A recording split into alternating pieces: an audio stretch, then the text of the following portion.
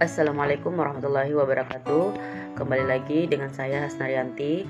Kali ini saya akan memaparkan materi teks prosedur secara rinci. Baik, sebelum itu terlebih dahulu saya akan memaparkan bagian-bagian inti yang akan kita bahas kali ini. Yang pertama adalah definisi dan ciri-ciri teks prosedur.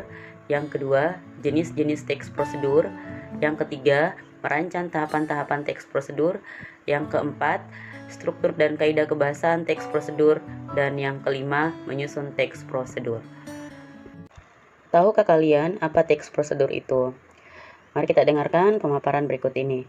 Setiap hari kita selalu melakukan suatu kegiatan, misalnya membaca buku, naik kendaraan, dan menggunakan alat-alat teknologi. Agar dapat melakukannya dengan benar, tentu saja kita memerlukan serangkaian petunjuk melakukan kegiatan tersebut. Banyak sih istilah yang bisa digunakan, misalnya kiat, tips, resep, cara jitu, dan sebutan lainnya. Mari kita sebut saja semuanya dengan istilah prosedur. Penting sekali kita mempelajarinya agar memahaminya dan menyusun prosedur.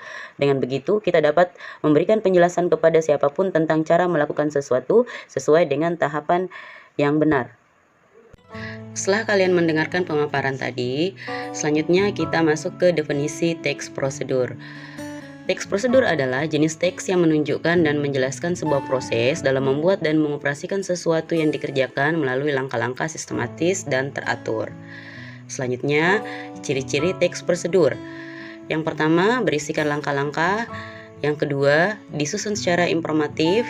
Yang ketiga, dijelaskan secara terperinci. Yang keempat, bersifat objektif. Dan yang kelima, menggunakan syarat atau pilihan. Dan yang terakhir, kalimat jelas, logis, dan singkat.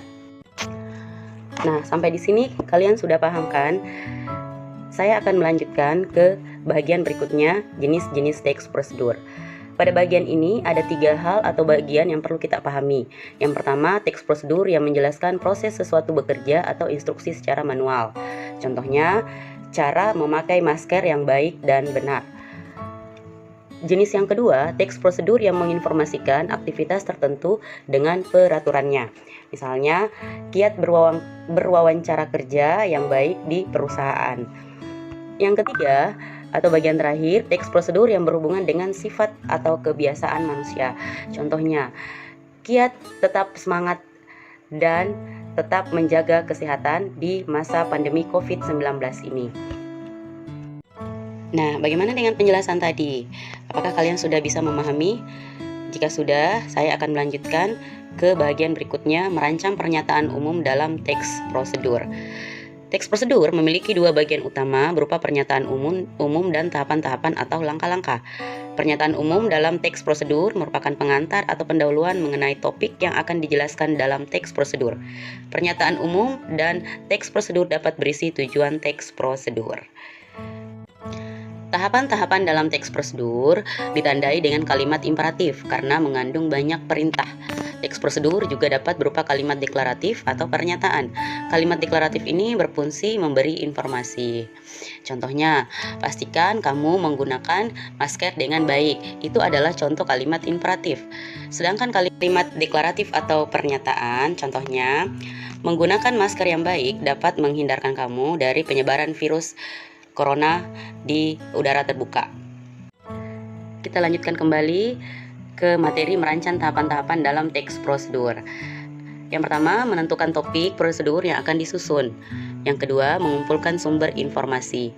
Yang ketiga, mengembangkan informasi yang telah dikumpulkan ke dalam langkah-langkah yang saling berkaitan. Dan yang terakhir, menyusun teks prosedur secara utuh. Jadi, pada tahap ini, kamu harus mempersiapkan dengan baik apa saja yang akan kamu lakukan sebelum menyusun teks prosedur secara utuh tadi. Nah, kita lanjutkan ke materi berikutnya, struktur teks prosedur yang terdiri atas 3 bagian. Yang pertama, tujuan. Tujuan itu merupakan pengantar tentang topik yang akan dijelaskan dalam teks. Yang kedua, langkah-langkah. Langkah-langkah ini berupa perincian petunjuk yang disarankan kepada pembaca terkait dengan topik yang ditentukan. Yang ketiga, penegasan ulang.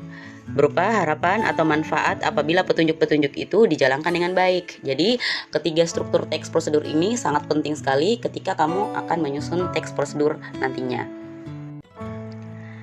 Nah, sekarang kamu sudah paham tentang teks prosedur kan? Sekarang kita beralih ke pembahasan selanjutnya ya.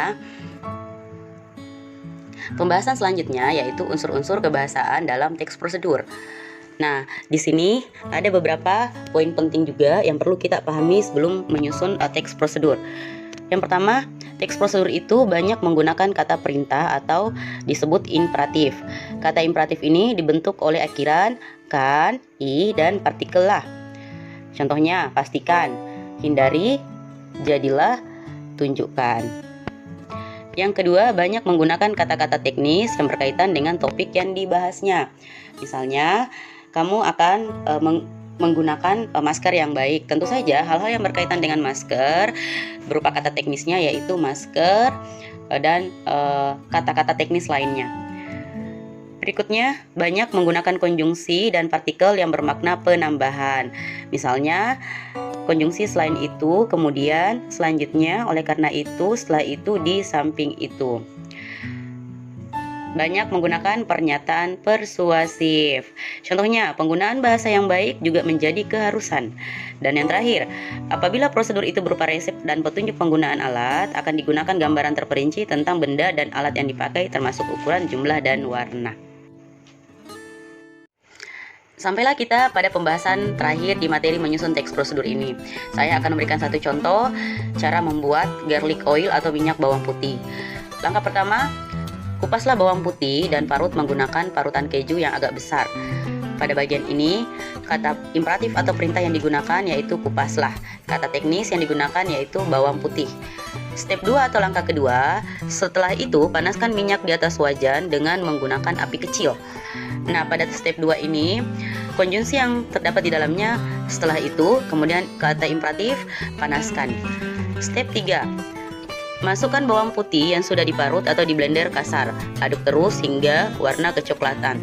Tentu kalian sudah tahu ya, kata imperatif yang terdapat di dalam step 3 ini yaitu masukkan. Dan yang terakhir, step 4 atau langkah 4. Selanjutnya, matikan api dan tuangkan bawang putih goreng beserta minyaknya ke dalam wadah kedap udara. Tutup wadah tersebut apabila sudah dingin. Nah, sekian pembahasan materi menyusun teks prosedur kali ini. Semoga pembahasan kali ini bermanfaat buat kalian. Sampai jumpa di video selanjutnya. Terima kasih. Assalamualaikum warahmatullahi wabarakatuh. Jangan lupa subscribe, like, comment, and share ya. Terima kasih. Assalamualaikum warahmatullahi wabarakatuh.